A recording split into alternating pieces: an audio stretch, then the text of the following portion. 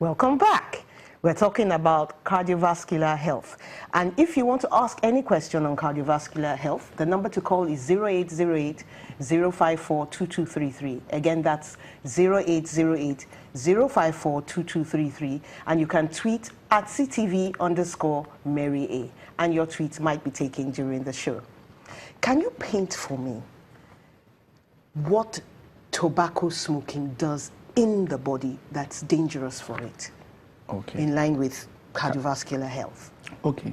Well, what tobacco smoking does is it actually causes damage to the blood vessels. And this damage to the blood vessel, what it does, it now increases the risk of those fat deposits that causes heart attack and stroke. It increases the risk of what we call that process atherosclerosis. Okay. In which is that hardening? Yes, hardening, but also not just hardening, but also you have fatty plaques. Okay. Deposits that contain fat and cholesterol plaques being deposited within the blood vessels. This is actually what predisposes you to having a heart attack when these plaques rupture and clot forms there and it causes blockage to the artery that supplies the heart muscle. You have a heart attack. When that occurs in the brain, you have a stroke. So tobacco smoking actually speeds up that process, and it's actually one of the most important risk factors for cardiovascular disease. And in terms of intervention, stopping tobacco reduces your risk of cardiovascular disease by over 30%. It's one of the most rewarding interventions you can do. Somebody who is smoking and stops smoking is reducing his risk significantly. In fact, tobacco smoking puts you at a similar risk as having diabetes. At the same risk level of having diabetes, just taking tobacco. So it's a very important risk factor because of the direct damage it does to the blood vessels, increasing your risk of having cardiovascular disease. I guess it's right to call them risk factors because, you know, some people will tell you, I've been smoking forever and I'm as sound as a bell. So that's it. So that's it. So that's why. Before we go into that, let's take this call. Hello, Kingsley. Good morning, Kingsley. What's your question? Hello, Kingsley. Can you turn down the volume of your TV set or just put it off so that we can hear you well? No, clearly. You need to turn down the volume of your TV set for us to hear you properly here. Okay. Or just put it off entirely. Okay.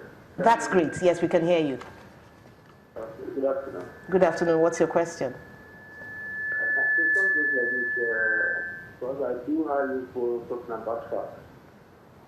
Apart from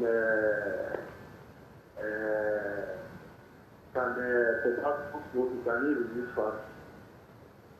That's the area I want to go to. And apart from what are the other needs can someone use to reduce fat? Okay, thank you very much, Kingsley. We'll attend to that. So he's saying, you talked about stopping smoking, reducing smoking. Can somebody reduce fats? Probably because, you know, we are the palm oil people here and all that. How does a person reduce his fats? Okay, well, practical things that one can do is, of course, the fats that are more harmful, you know, basically animal fats, not solid fats. So at times when one is buying food on the market, try and go for lean meats. When you see fat deposits there, remove it, strip them off. And or with the chicken, for instance, there's a lot more fat in the skin, okay, you know, which you can remove. So that already is, and also to have a mix because fish and also has more healthy fats. So you can also incorporate fish into your diet. You should have a healthy mix, you know, of both, you know, animal and so of you know, beef and fish.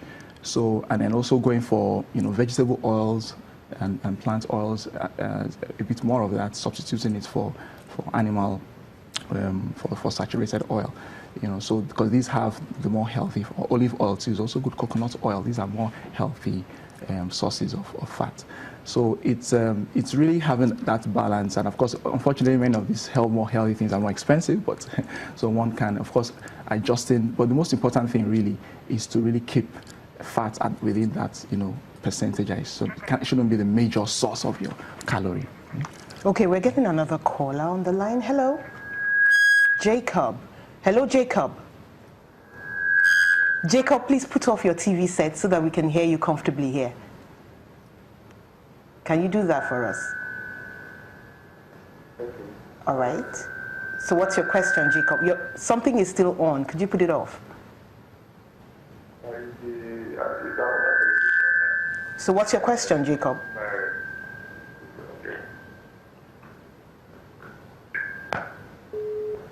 Oh, we lost Jacob, but you can try again. Okay.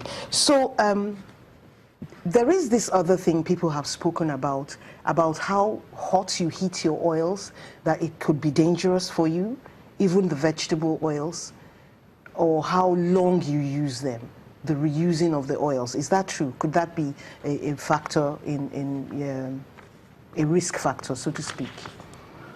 Well,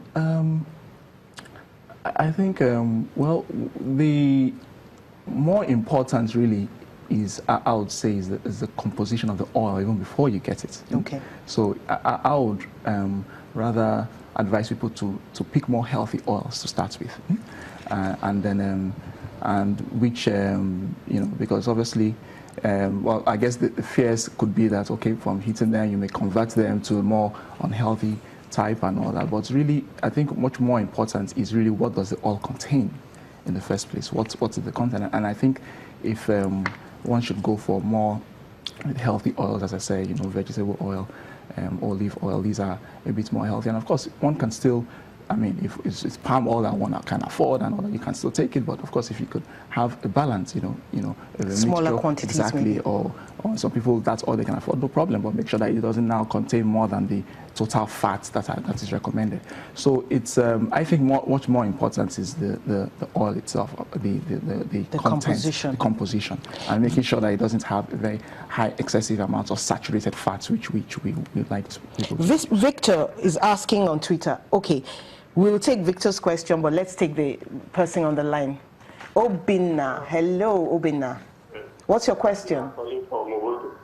Okay. I want to ask, what if somebody that takes, what is the effect of alcohol to someone that has high blood pressure? Okay, thank you very much, Obinna. Did you hear him? Okay.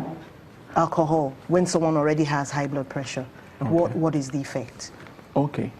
Well, alcohol in general, the teaching, or what we advise people is to avoid excessive intake of alcohol. And it's been on why it's said a total ban on alcohol isn't there is because, well, it's been shown that people who take a very low, moderate alcohol intake and basically not necessarily at increased risk of heart disease, and in some populations it will be shown that they may even be at reduced risk.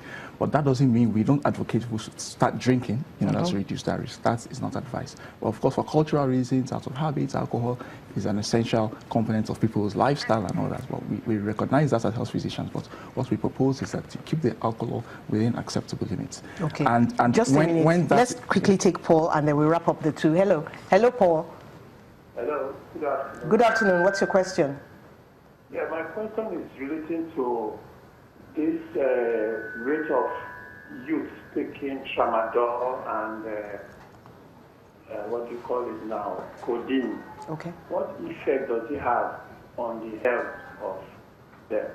Okay, thank you, Paul. Thank you very much, Paul. Tramadol, I was given that once. I thought I was going to die.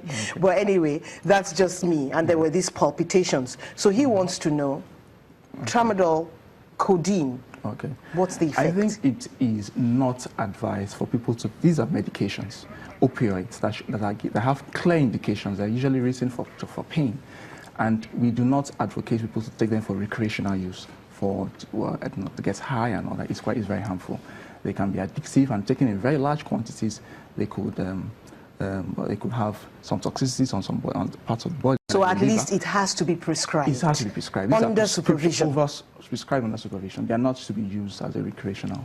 Okay, that's all we can take, but I quickly want to read what Victor sent. Victor, I see you. You said, are there specific exercises you can take for cardiovascular health? I think I can safely say, just do exercise, move that body. Thank you so much for coming to the show, and thank you for watching, everybody, your calls. And Victor, have a wonderful day, I am Mary Alale Yusuf.